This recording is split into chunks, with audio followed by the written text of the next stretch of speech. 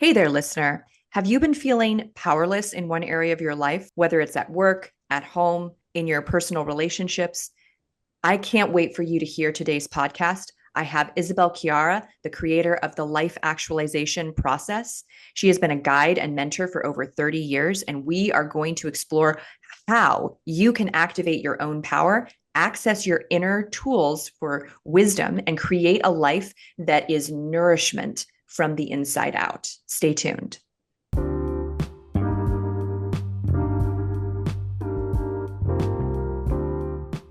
Every day there is a forgetting, and every moment there is the possibility of remembering. Remembering who you truly are, awakening to your body, to the inner world, to the experience of being alive. Here is where you find the beauty, the joy, and here is where you free your soma. I'm your host, Aimee Takaya. I'm here to help you move from pain to power, from tension to expansion, and ultimately from fear to love. Hello, Isabel. So nice to meet you.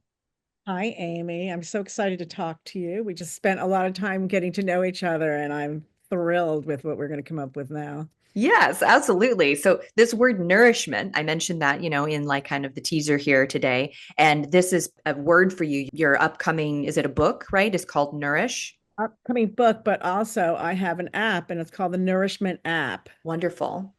which is amazing, and we could talk about that after. Yeah, well, let's explore this word and like what it means beyond, because I think a lot of people are familiar with this idea of nourishing through just, eating healthy food, or that means like, nourishment. But you're talking about a nourishment that goes beyond just like what we're eating, right?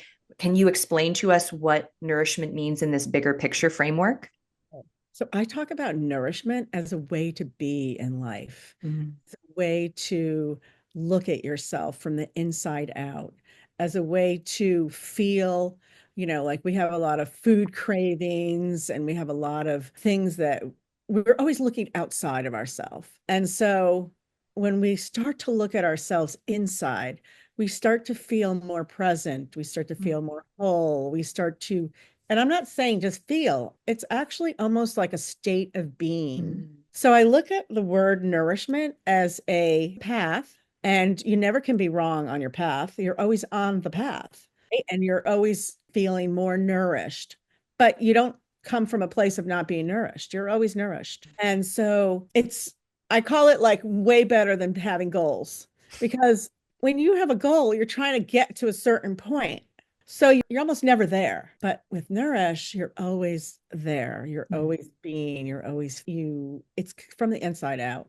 Yeah. And something like being joyful, like the ultimate goal of being nourished is that the benefit of that is to feel joyful and to feel happy, because on some level you're satiated. Yeah.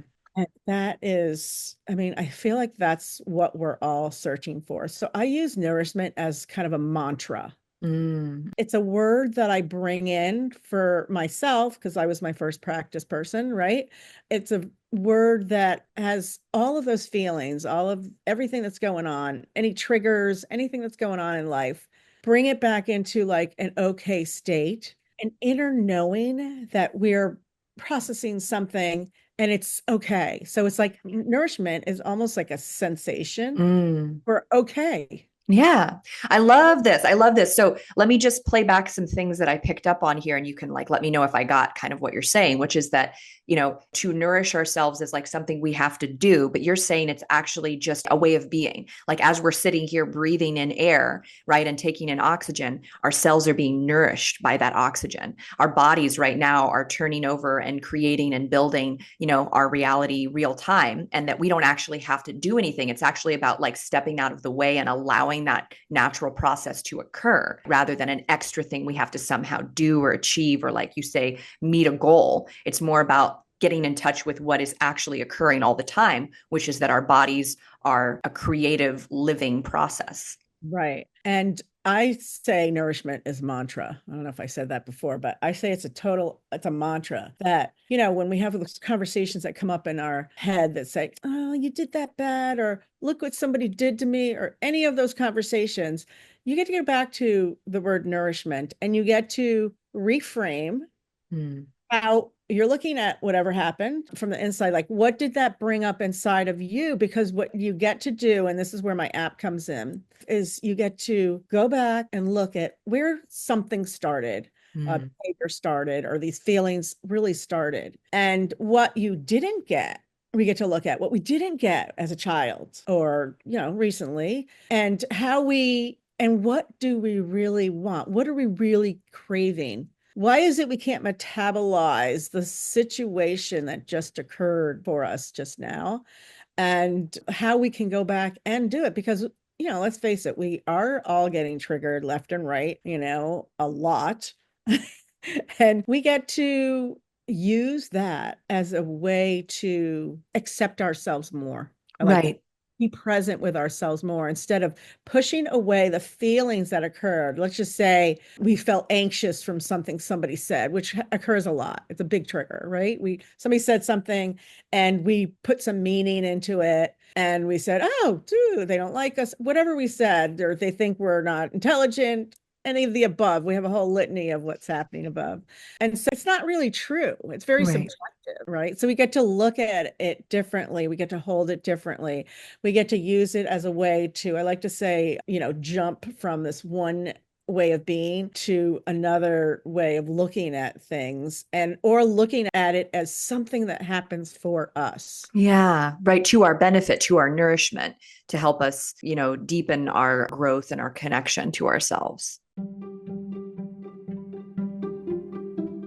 Did you know that your muscles are holding on to thoughts, memories, and feelings? If you have a tight neck or back, you're not just getting old, you're experiencing a buildup of tension from the life you've lived. Most people don't know this, but there is a part of your brain that can reverse and prevent chronic tension. When you relax your muscles, you not only move better and regulate your nervous system, but you also free yourself from the grip the past has over your body. So you can live with freedom, confidence, and enjoy your life now. How does that sound? Join me, Aimee Takaya, and discover what my clients are raving about at youcanfreeyoursoma.com.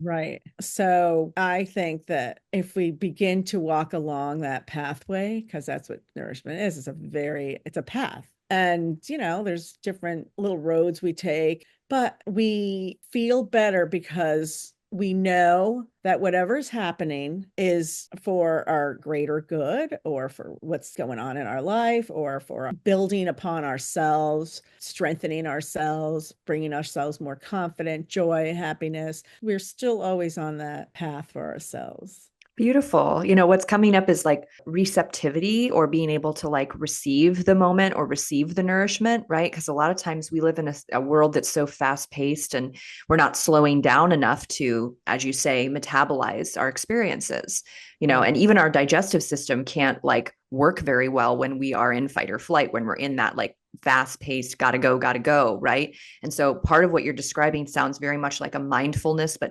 beyond that, it's like, how can I be present with what's coming up so I can receive the nourishment, Yeah. right? Well, I just wanted to piggyback off of what you just said. I'm just going to give you an example. So this morning, right before I got on the call with you, I just did a body scan, which is one of the techniques I do.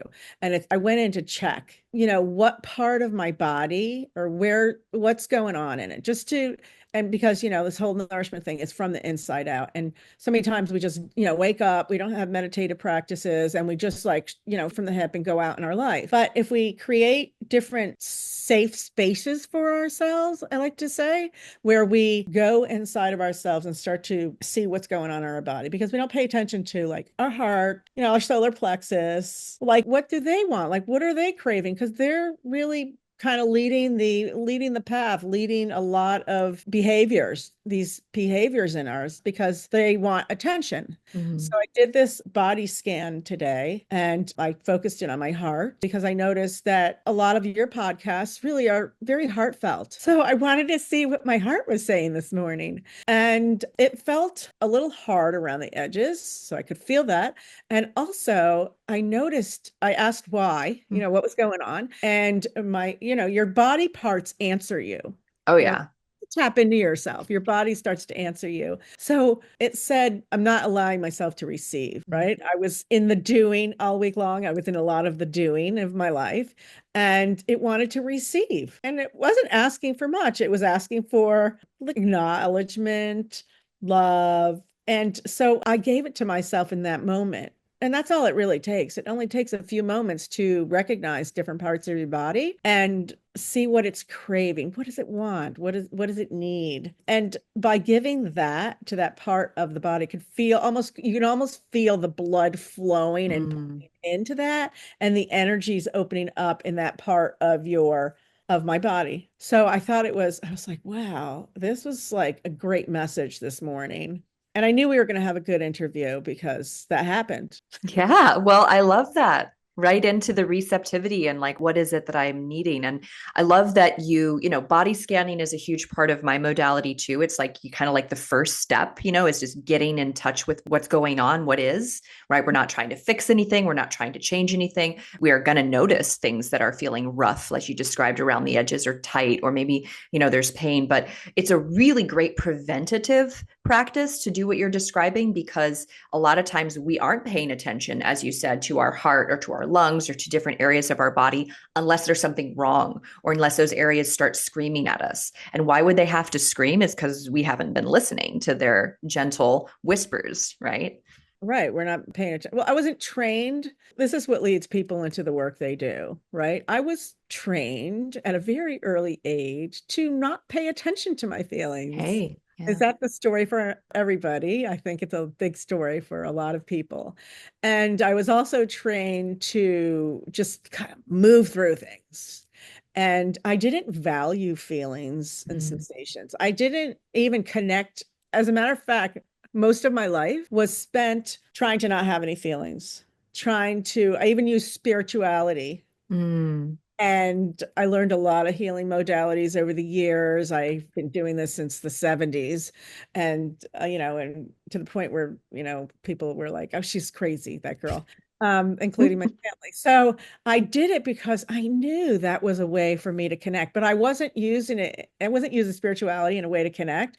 I was using it as a way to disconnect. Right. Override feelings and Override sensations. my feelings. I would say, Hmm. okay, let me go to a higher source and feel really good over here. But then ignoring this. So I had two separate Yeah. things going on here. Yeah, okay, I'm gonna go home and like be my spirit, pray and be spiritual and be out of my body. Here we go. Um, Yeah, I love that you're bringing this up because this is actually, I think, sometimes a little bit of a touchy or kind of controversial subject for, energy workers and for very, highly spiritual people who spend a lot of time, in their upper chakras or in their energy body, because they have these really profound ecstatic kinds of experiences, but they also are maybe not grounded and they're also not knowing how to be in their human body, right? To be in their humanness, and that you kind of were able to come back into your body and back into like your humanness after also experiencing these really big energetic states. Maybe you can say a little bit about that process. I mean, it was so many years. I really thought it was because I didn't know how to deal with emotions. Mm, I thought they were bad. So I right. labeled them. Low vibe. Yeah, I labeled emotions. So the only one I allowed myself to have is anger. Okay, because that was like, represented, full Power, strength. in around me. Yeah. So whatever you allow in, like is projected. And I was like, okay, good, gotta release, but I started meeting, when you're in the energy field, you meet people that are anger is not an okay thing, but Right. people don't want to experience your anger. So I really had to redevelop myself, especially like if you're working with people on how to really communicate and really speak and really allow people to have their feelings. That was another thing. I was telling people, don't worry, it's okay. Let's do this so you don't have them. So what I was experiencing, I was trying to get different clients that I was coaching to how to surpass their feelings too, because I thought that was a really good way to be. And I've just recently come to the point in the last few years that a more somatic way Mm. of being is really, a full spectrum way to be with your feelings. And I think that's, I have gotten my greatest growth Mm, really mhm. experiencing a whole line of different emotions in my body and Yeah. allowing it to come through my body and allow myself to look at it.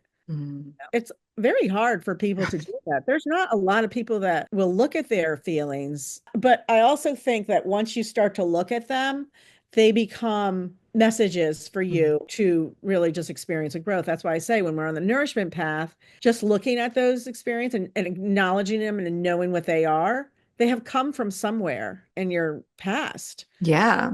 And they've come from somewhere, and you are able to resolve the past. The chances of them having been resolved in the past, I have noticed that they are not totally resolved. Yeah. And, I think that, we kind of heal in a spiral shape, right? Like it's not something that like has an end point. As long as we're alive, we're always growing and learning and uncovering, new mysteries within ourselves. And so we're looping back around to like these same things, but it's part of the process. And so as, I first of all, I can completely relate to like everything that you shared about being in kind of denial of your emotions and thinking that you could kind of like outsmart your body is kind of how I felt about it. I mean, because I was facing physical Yeah, I pain, like that. Outsmart right? my body. I could just Outsmart. outsmart myself. Like I'm so smart and I'm so connected. I can just like kind of fantasize a little bit my way out of this by creating a scenario that's going to make me feel better, but it's not actually like being with the pain inside. Oh yeah. I'm with you on that one. I used visualization. I Mm. actually studied with Shakti Gawan, who is the creative visualization person who started the whole thing in the 80s. I studied with her and I would use visualization to come out of my body and shift situations. So Mm-hmm. as it really does work, I think we still have to name and notice what the feelings are. Yeah. Well, and it's, I'd say like what you just described, with visualization. And I've had these experiences too, where you get into these really high vibrational states and you feel like a wizard or something because you can make big changes in your life. It's a legitimate way to transform, what's happening for you is through these techniques, but you're kind of missing like the shadow layer. You're missing like some piece of it that, is going to keep you grounded, is going to help you hold space for other people in their challenges and not just invite them to kind of overlook those things, Mhm. right? As they fester, right? And because they do. If we don't deal with those feelings, right, Right. they can fester. And that's how I think sometimes, illness and things like that can come about to spiritual people or people who are on like a healing path who are flabbergasted to suddenly be diagnosed with cancer or to have some kind of thing happen in their body because they're like, oh, I take such good care of myself. But maybe there's been a way they've been bypassing these important messengers, these that are important sitting that sensations. are sitting in their tissues, Yes. and their tissues are like now forming some kind of a, Build up. yeah. Yeah. Yes. And so I completely relate. It's still part of my ongoing process because as you mentioned, this is not easy. This is not like an easy just thing to do. Like, yeah, you get a little bit better at it each time that you're sitting with an uncomfortable feeling and sensation and memory, if it's grief or it's sorrow or it's anger. I kind of think of it as like a flavor palette, you know what I mean, of different kinds of human experience. And Right. there's some that we've labeled like, this is a yucky taste. We don't like this. It's like, well, what if we refined our palate and opened up to the bitter tastes or the sour tastes or like the kind of earthy, heavier tastes, like we could learn to appreciate and be nourished by it all. Right. Which can I bring in my app right now? Are you Yeah, okay? please do. Yeah.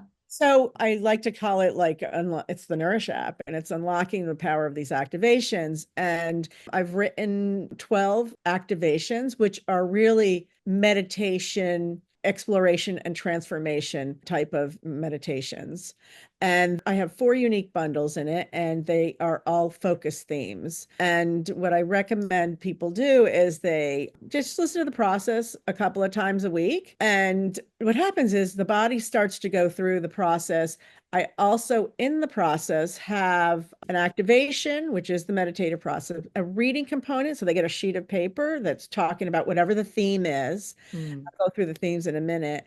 And I have an essential elixir, which are the affirmations that will mm. reinforce this behavior. And what happens is people can shift, they can get some kind of comfort, some kind Yeah. of result uh, Yes. quickly because of the way this whole thing is lined up.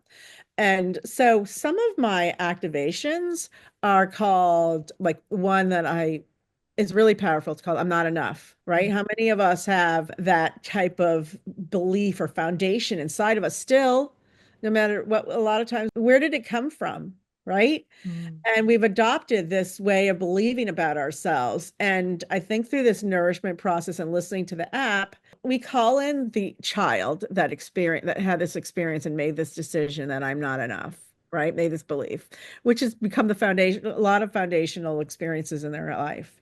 And then we bring in the guardian, mm, their own guardian. It could be their mom. It could be not anybody. It could be just a guardian that has a communication with this mm. part of ourselves. And we get to check in with ourselves to see what we really crave, what we really want, what we didn't get. Yeah. Because chances are we still aren't getting it. And through a series of some of these activations, we realize like our body has needs. Our psyche has needs. We have needs, our different parts of us. And we get to give that to ourselves by I bring in the guardian, but I also bring in this whole way to heal and resolve that situation and Mm, transform that situation so that we don't have to go through our life and say, okay, I'm not going to do this here, or this is not going to.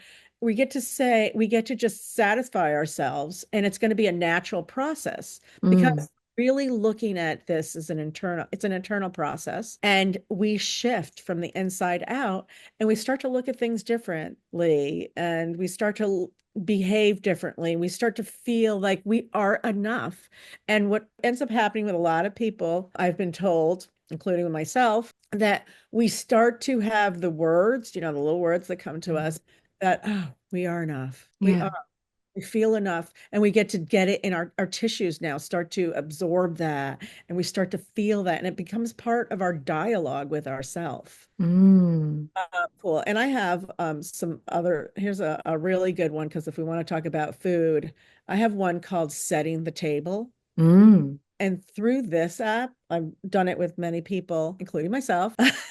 There's a visual and there's a thing or a picture that we have or feelings we have inside of ourselves of how we did our family table, mm. right? Yeah.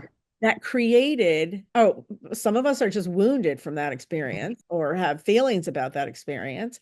And we get to go back in and look at different parts of like that experience of how we eat, Mm, setting of the table, how we do food with our family. And I mean, many of us, because we don't feel good about it, can't even sit down and eat with a group of people mm. because It didn't feel didn't good, nourish us. didn't nourish us. And we Yeah. don't eat, and we learn not to eat by being nourished also. We learn to Mm, just eat, right? And like, oh my God, I hope someone doesn't say something. I hope nobody says something here. I hope that, no one's yelling at the table. I hope that, so it was not always a great experience for people, but through my app and setting the table, which is a symbol for the mindset that we've carried mm. from childhood, that we can bring in again ourself and our inner guardian and resolve all of that kind of happened at the dinner table. Yeah. It's so crazy when as you're talking about this, like it's not an area that I like, specifically like have focused on in like my past, but I have multiple different events that happened around sitting down to eat, or even the lack thereof. In my household, like there was a lot of chaos and there were often like meals weren't shared. You know what I mean? And it was sort of like fend for yourself. And that was also like an experience of like abandonment or neglect that I experienced, that nobody was taking care of me at the dinner table. There wasn't a dinner table set for me, And so as you're saying this, I'm like, oh wow, there's a lot there. There's a lot there that people probably aren't even aware of that influence the way that they interact with their food, the way that they diet or don't diet or whatever it is, right? Because I can Right. see that in myself as you're speaking about it. Yeah, it's cute. Like, we're hurried at the dinner table. Like, hurry up and eat. And like, you're like shoveling, food down your throat. And we don't even know. We're just eating because we're just in the middle of this thing that we do, but we don't even acknowledge the whole eating ex food experience. Right. Yeah. So this is like so healing, this particular setting the table. And when people start to do it a couple of times, they start to change the relationship between them, the food, and the players around it. The whole experience starts to shift. And probably they would notice it more because they're going to start to experience in their outer life. Mm. Right? They're going to start to be like, okay, maybe we'll sit down. Maybe we'll have some conversation. Things will start to shift for them just by looking at this experience differently. And I do have, so many other activations Activations. that are relationship based. Mm. Really going, really looking at relationships because let's face it, who can spend all that money on therapy lately? And do we get resolution from therapy a lot? So my app offers a way to begin to shift how we look at the experiences because we're in our psyche and because our eyes are closed and because we're really seeing this, it just ends up like moving itself, untangling itself. I like to say. Yeah, absolutely. I think of, therapy for me was a starting point. And I think for many people, it's like a starting point. It's like, oh, I haven't said these things out loud to people before. I haven't let anybody into my inner world. Like, let me go to a place where it's going to feel like controlled and safe. And like, the person is like, required by law to not share my personal information, like all those things that make a person feel like they can unload. So it's like a starting point for a lot of people. But then, as I experienced with my own clients, as I'm sure you experienced, you reach a wall, you reach a point where the talk therapy is not enough and there's more that needs to happen, right? And these activations sound like a more interactive, more self-sustaining kind of practice where you're taking that's responsibility, which is also ultimately, I believe, what we need to do to heal. Is like be self-responsible in that way, right? I also think like sometimes talk therapy, we've all done it, depending on how it's presented. All it does for me, it felt like it embedded Mm. the problem inside of me and made me more overwhelmed with the Mm. process. Yeah, I feel like spinning your wheels a bit. yeah, like it just made me dig my feet into whatever the situation was. Like, oh, like, okay, so this happened and now what? I can't do anything about it. Not true. I mean, it did happen, but what are the other things that happened around it and how else can we look at it?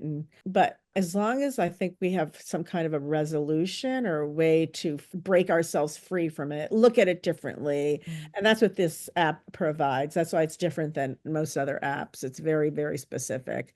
And I go into how many of us eat because we don't know what's showing up. And our Yeah. body's so intuitive lately, right? And we know something's going on. We just can't see it. We can't feel it yet. So I call this particular activation eating into the abyss of the unknown because Mm. start to eat and people start to get anxious and nervous because something's happening. They don't know exactly what it is, but something's about to go down. How many people are there right now? Because people's intuition are really on right now. Yeah, and we do try to cover that up with food. I completely relate to that because it's a very immediate, quick way to get some of that comfort some of Right. that feeling of safety. It also distracts us because it's sensational and our body starts now processing the food instead of investigating like what that sensation or feeling might be, right? It's a way to kind of like cover it up for the time being. And I have Right. to say, like, it's really a reliable way, like a trustworthy way. We know that if we like stop and get a Starbucks, like, muffin or whatever, like we can stop the thing we're picking up on that's feeling uncomfortable, Right. but it doesn't resolve it. It Maybe doesn't it'll go change away. that, it doesn't go away. Yeah. But we're like, okay, let's just do this, something else, distract ourselves, and then maybe it'll go away. So, I like to think of this whole my whole app as a way to reclaiming your relationship with food and transforming one's life, because the way we do food is the way we do our life. If we're Yeah. not just eating, at that one moment, like we're doing, food, we're escaping, we're not dealing with our feelings, we're doing our life in every arena, relationships with ourself also. We don't want to deal with it. We're doing life like that if that's how we're doing food. So that's a great indicator of how we are doing our life. So Yeah. Oh, yeah. I love this. I mean, food has been a big part of my journey. I had food sensitivities for like over 10 years. I had a lot of like gut health challenges. And, it was not just through like getting information and trying out different things and that helped me feel more resolved in that area. Like now I don't have the same food sensitivities, right? And some of that was practical things that I tried and experimented with that were helpful. But the other side of that was working with my nervous system to actually resolve some of these deeper traumas that I experienced, right? That were part of my inability to receive nourishment, we could say, my inability to like let myself be in that absorption state and instead like not want to process life, be like, oh, actually there's too much stuff that's already been built up in here, I don't have any space to process anything more. And that's why my gut was just like not processing things. You Mhm. know what I mean? And then we call that poor digestion, we call that bloating, we call that all these things. And yes, there was a physical element, but there was absolutely an emotional and energetic element there. I think there's an emotional component to most everything that's going on in our lives now that I accepted that part. I think that there is an emotional component to a lot of things. Yeah. But so you know that. Yeah. So you know that for yourself. And so once we start to know that, the gig's up, right? Can't unsee it. Yeah. Unsee it. And we get to do something about it because it's going to present itself in a more, if somebody's listening to this and they're not going to look at any of this, it's going to come around and say, hey, knock, knock, knock, here we go. We'll let you see a little bit more. Yes, absolutely. Well, let's talk about a little bit like when we start to, do this work that you're describing. If people go and get your app and they start noticing these patterns in themselves, what are some of the things that start opening up for people? What's going to happen is they're going to start to their voice. They're going to Mm, be like, they're going to notice, oh, this is this. Oh, and they're going to notice how it's starting to shift. They're mm, going to notice that in a quicker what's going on around them and what's presenting itself in a quicker way. And they can just go in and, they have choice now. They're going to allow themselves to have choice and not just, skirt it under the blanket or anything, right? So that's a really key thing. The voice how we talk to ourselves is going to shift. mm. And I noticed, a lot of people have noticed that they start to feel different, like they start to walk differently in life. Some people have expressed because they're more accepting. They're more accepting. They're more in their body, Mm. right? And so they're going to notice the shifts. So many times we shift and we change and we don't even see it. Right. Body hasn't, you expressed this in the beginning, our body hasn't caught up with the shift. But from coming from this perspective, from the inside out, we begin to notice the shifts. And for a lot of people, lot more acknowledgement came, a lot more needs are being met through this process also. It's a full body spectrum, I think. I love that. And I love that the first thing you bring up is the voice or, someone's voice, because, if we think about like the main way that we traditionally nourish ourselves is through consuming food through our mouth, right? Well, If that's somehow energetically blocked, where we're taking in food, but we're not allowing ourselves to be nourished by it because of X, Y, and Z, if we have certain beliefs, right, that there's kind of this like empty void in ourselves that we're filling with food, right? You can think about it the other way around, like your magic, your, sense of self is going to have a harder time coming out, just the same way that the food is having a harder time going in and actually being absorbed. So when you clear that pathway, right, through working with, like you said, the history that we all carry in our bodies about food, about the dinner table, about our early experiences with nourishment, right? It makes sense that you would also open up the expression. Someone's personal self-expression would start to shift too, because it's that same space in our body. It's that same channel that if there's blockages there, it's going to block what needs to come out too, right? Like what needs to be said or what needs to be expressed in the most authentic way. Right. I think that that's the biggest thing is just noticing the shift and beginning to speak and respect ourselves also in Mm-hmm. another way, acknowledging ourselves for, I mean, this is all of it. This is foundational work, just going through this kind of foundational work is huge for people, it's so life-changing. And it's not to say that, oh, you're going to stop binging or it's not to say that, but you are going to have more choice in your Mm-hmm. life, which is really important because when we get to have choice in our life, we get to feel really empowered in our life. Like it's not saying, okay, you're not having chocolate. I'm having that chocolate because you know what? It's not coming from like, I'm just grabbing it. It's coming from I'm deciding I'm having that piece of chocolate and I'm having it, because Right. I'm making that choice. It's not a hidden little choice that we're making and we're sneaking it or, we're owning Feeling guilty and making it reinforce a story of not enoughness or something, right? it. Right. So a lot of these activations are so purposeful, are so foundational, so much so that people will be really, can be really proud of the work they're doing. And I think that this is a really quick way, fast and nourishing. It's so nourishing to do it like this. I love that you've created an app. I just think that is so like 21st century, like how, people being able to have this access to this knowledge and this information and this process like at their fingertips, like anywhere that they are. I think that's brilliant, and it sounds like it, all of this has come from your own personal processes and your processes with your clients, for over 30 years, and kind of, as you said, coming to this place where you're no longer trying to override your humanness or your emotions and jump into that ecstatic state. Now, what I want to ask is that since you had so much experience with these higher realms of consciousness, how does it feel to enter those more etheric places in your personal practice now that you're more in your body and you're not ignoring the physical, human sensations and emotions? I want to say all on board. No, how do I say that? It feels so much more, it feels more amazing. It Mm. feels more, I like the way use the word etheric. It's like an awesome, like you're in awe Mm. that you can even feel because you're really feeling also in there. You could feel that. Yeah. So you literally feel more now that you're in your emotional body as well. Yeah.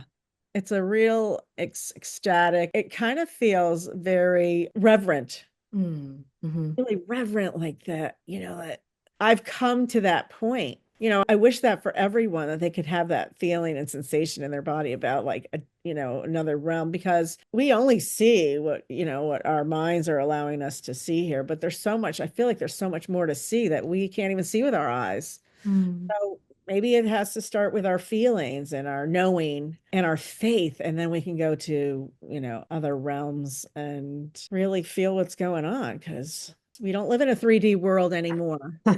We're in a Yeah. 5D, probably more D world right now. Yeah. Maybe say a little bit about that because you alluded to that earlier, just the way that you notice that collectively people's intuition, right, and their inner knowing is really like accentuated. It's coming online. What do you think kind of for humanity, for what we're kind of headed into, why are these tools that you're speaking to so essential for actually working with that new awareness? Well, that's a good question. Very deep. Well, I think that as a human consciousness, a lot of the reason why things seem so chaotic right now and divisive is that we all get to know that this isn't what's feeling right in our body anymore. Like it doesn't Mm, work for us anymore. So we get to make a conscious decision to shift. And I like to say to a more loving, more, which is a higher vibration in frequency. Love is, a very high vibration. Are we in that? No, but we get to notice are we when we are in it and when we're not in it. And we get to make choices.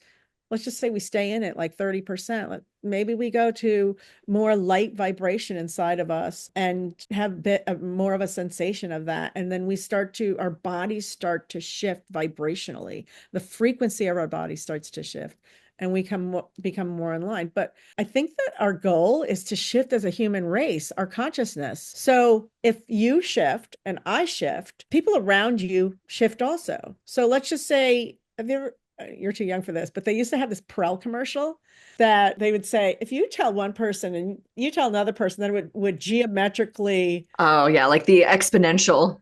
exponential, so if I hold that space of light and frequency, a higher frequency, and I talk to 100 people around me and they have that experience and they start to understand it and they get it. It doesn't even matter if they understand me or get me. The mere fact that I'm holding that energy, I believe people gravitate to that energy and those people are able to see it and hold it in an unconscious way. It's not necessarily conscious. Right. Start to hold that. I mean, I feel like people are really getting conscious lately because they are seeing the difference. And Right. this isn't working. Yeah. The state of the world, it's not working. So we get to by bringing ourselves up, we're allowing other people to Mm. have that experience and shift. And then they're going to shift 200 people and they're going to shift 300 people. You know what I mean? And people who find your podcast are already shifting. Yeah. They're already on their path and they're already shifting. So this might solidify a lot of it, but they Yeah. expanding.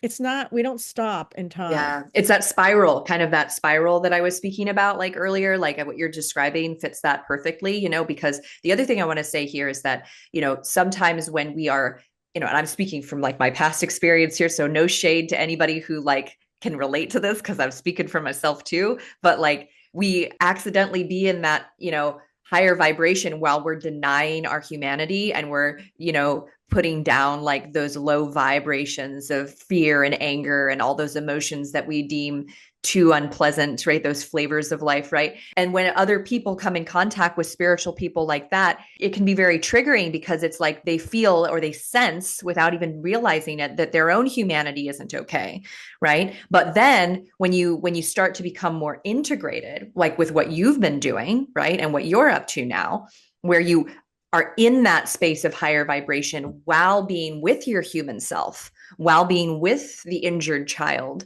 right, inside of you. And now you're stepping out into the world with that. And even just that awareness, right, that comes from having not done that, having not been in that like, holistic place, right? Now there's an opportunity for other people unconsciously to feel more accepting of themselves while having like a little taste of those higher vibrational energies, to see what's possible. Well, in relationship to what you're saying, it's not like, oh, they're there and we're here. It's Right. not like that because we experience a full spectrum of these behaviors too. Like we go from like low frequency. I mean, I do. Oh yeah. There's days when I just sit in that really hateful vibration and Funky feeling, yeah. I know better, and I get to go in and look again. So I mean, we're being shown, these frequencies, but we're also being shown a whole spectrum of them, right? Yeah. So we get to have compassion for ourselves when we go there and compassion when we see it also Right. In other people. and other people or in ourselves because it's opening ourselves up to the path to the higher frequencies, right? It's opening ourselves up and Yes. and that's the path we're following. And that's the path I call nourishment because what else is it besides joy and nourishment? But I was always trained not to accept Right. that part of me. but we can't go out in the world and not accept what's going on right now or close our eyes and not see it. And because everything's affecting us differently. So we get to be part of the change. Who said that? We get to be part of the change in life. Yeah. Yeah. It's Yeah. the feeling I'm getting here is just that the value of both sides of that experience, like your experience that you had being, in this etheric or, higher vibrational space, but not in your, humanity, and then now integrating those pieces, I can see that there was nourishment and value in the time that you and I spent denying our humanity. Like that actually was part of the process, right? And when it comes to food, how many of us beat ourselves? Food was the best gift. Our food behavior, how we do food, is the best gift that we have ever had. We get mad at ourselves, we get mad at our bodies, we're angry at our bodies, we can't diet. Well, we weren't meant to diet. Mm. Part of the whole nourishment process is to expand and give us more nourishment and give us more light. So us being angry at ourselves every time we eat, oh my God, it's such a disservice to ourselves. The food is the gift. Mm. Whatever the relationship we have with food is the gift. It protected us. Mm. It protected us. It allowed us to learn more about ourselves. It allowed us to hide when we needed to hide because survival is really hard. Yeah. So food and our behaviors around food and our bodies and everything is the gift, is the Yeah. gift. Yeah, I couldn't agree more. I always tell people like the years that I spent with like my limited diet and Right. allergic to dairy, gluten and soy and being like, half the time like vegan and vegetarian because I was immersed in the yoga world and like that was just like how you did it, you know what I mean? Like there was so much stress in my life about food, but there were gifts that came out of that too. Like now if I have somebody who has food sensitivities or, has is vegan or whatever, I can make something for them for dinner. And I can also make, I've like got this wide array of like different ways of cooking and providing, food for different kinds of people, and I also have a like less judgment about both ends of the spectrum, whether you're someone who's like, gung ho meat eater or whether you're like a hardcore vegan, like I get it. Like I get both ends of it. And I have this flexibility that I wouldn't have had if I didn't have to go through all of that You noise and all of that distress. including you accept all of these things about you, which is the Yeah. greatest gift that we Yeah. had. Can you imagine if we didn't have food? What if we didn't have food? Like, or what if we didn't have that relationship with food that made us feel safe? Food makes us feel safe, right? And we eat, some of us binge, some of us eat a lot because there's not enough food in the world to make us feel safe. Right. Because that safety needs to start being generated from within as well. Right. And when you have, diversifying your tools, and I love what you're saying because, food is part of like my 6-month program. We have a somatic food conversation and like we are exploring it from a bunch of different angles, including like, how is this, thing that you're vilifying, the overeating, the binging, this particular food that you think you need to stop eating? How is it actually serving you? How has it actually been providing for you? And can we diversify once you identify, oh, this is how I'm giving myself fun? I don't have enough fun in my life. The fun I have is eating a bag of popcorn at the end of a long day. You know what I mean? Like, okay, well, let's think of ways that you can give yourself more fun in your life so that it's not only, eating a, entire bag of popcorn. That's the way you have fun. That's a legitimate way that you've been having fun. Let's not take that away from you. You need fun. Right. Popcorn's fun. Let's find other ways you can also have fun. We know once we have that voice that says, okay, don't eat this, don't eat that, da, da, da. You can't have too much. Oh, I ate too much. When we have that voice going on, our body is designed to rebel against Oh that. yeah, that's me. I don't have yeah. Sure. So we get to come to an okay state in our Yeah. body and an okay state in our mind and soul and spirit that, okay, I'm okay with this. I'm okay with it. No matter what we do, we get to be okay when it comes to food, right? Yeah, I love that. I agree 100%. My body will like my consciousness, if I tell myself, and I know this from 10 years of doing this to myself, if I give myself rules and I tell myself I can't eat that, I might be able to like do it for a little while and then I'm just going to like go the opposite direction. So sometimes people ask me when they see the kind of food that I'm eating, they're like, "Oh, are you vegan?" And it's like, "Well, a lot of the food that I eat is plant-based and I don't, sometimes I don't eat animal products for long periods of time, but if I feel like eating a piece of chicken, if I want to have a piece of birthday cake and there's eggs in it, I am not going to deny myself that because I know that it doesn't work out for me to do that. It doesn't feel good. It doesn't feel nourishing. I need to have the freedom to eat what I feel like eating while acknowledging like what my body really wants and needs. Right. And just knowing that, like in the back of our head, and the voice is like, oh, I can have that if I want. Maybe we say, all right, you know what? I don't really want it right now. We come from a different choice perspective. Yeah, Yeah. So totally. goal of this nourishment path too is to really make choices that are based internally for what our body's really craving. And we don't have a story around it that like reformulates the food. Like maybe the food, I believe like food takes on, if we sit there and say, oh, this is bad, it almost takes on an acidic, more acidicness to it. And our body can't even metabolize it because Oh, it makes yeah. so wrong after we eat it that it's affecting every part of our body. We don't realize how much. Uh, Right. if we had some kind of imaging device that we could realize what that food we ate after the words we said about it happened, that would be, hey, we got to come up with that. That would be awesome. I mean, it's so great to see that real time because it's true. I mean, I made myself with the food allergies I had. It took me a while to decondition myself from believing, oh, if somebody told me this has soy sauce in it, I'm allergic to soy. I ate a little bit of it. That means I'm going to be sick. And did I create that? My body is very powerful. It can create nausea. It can create tightness in my throat after eating something that I found out had soy sauce in it. What happened when I started somatically releasing, right, and releasing the patterns and the beliefs and the unclenching of that fear pattern is like, oh, I ate something with soy sauce in it. Let's see what happens instead of I already know what's going to happen, right? That's key. That's key. Yeah, wonderful. This is such an exciting conversation. I'm so excited for people to hear this podcast. You know, maybe as we're kind of winding down the conversation here, you've created the app, right? And this process. What are some of the other I'm ways also that, coming out with a yeah, book. there you go. My book cover. Let me see if you can see it. It's called Nourish. It's getting lined up right now. And I have two other books that I've written also. One is called Eat Your Words. Mm. And it's talking about the words that we would say to ourselves. It's a story of a woman that's talking about words that she would say to herself. So she would, when in her relationship with food. And bod behavior is a discussion on a lot of different modalities, including a lot of therapeutic ways to deal with any kind of food behaviors, which is interesting to see what's out there. So these are books that are already out. These are books that are already out on their Okay. so bod behavior and eat your words. They're on Amazon already.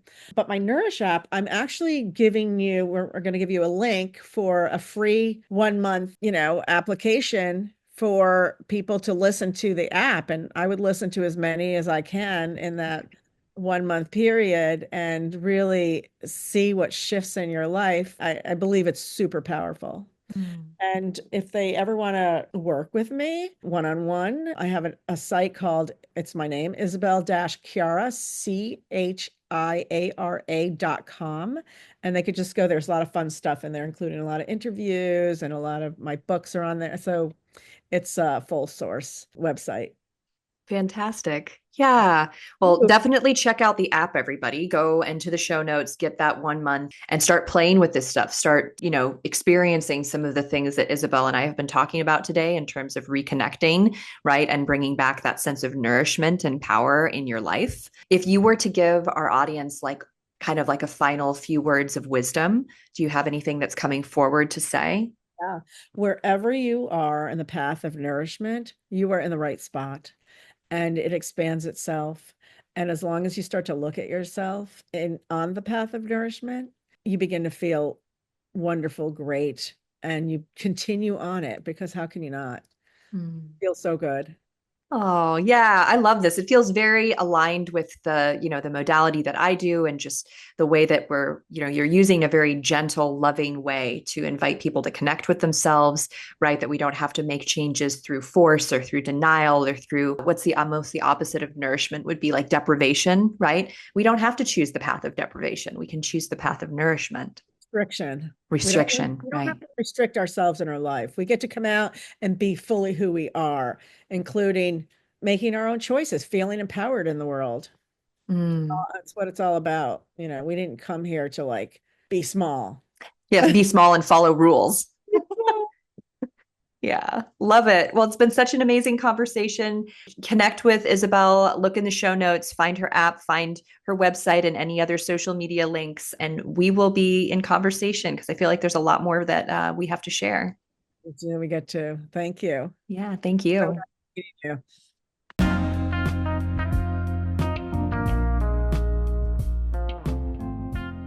Hey there, friend. I hope you enjoyed today's episode. I would love to hear your thoughts. Follow me on Instagram at Aimee Takaya and send me a DM about this episode. I'd like to thank you for being part of this somatic revolution. And if you'd like to support the podcast and help more people learn about somatics, consider leaving a review or a rating. And finally, if you'd like to have the experience of relief in your tight hips or back and learn to understand what your body is really saying to you, visit youcanfreeyoursoma.com. I can't wait to share with you what is truly possible. Bye for now.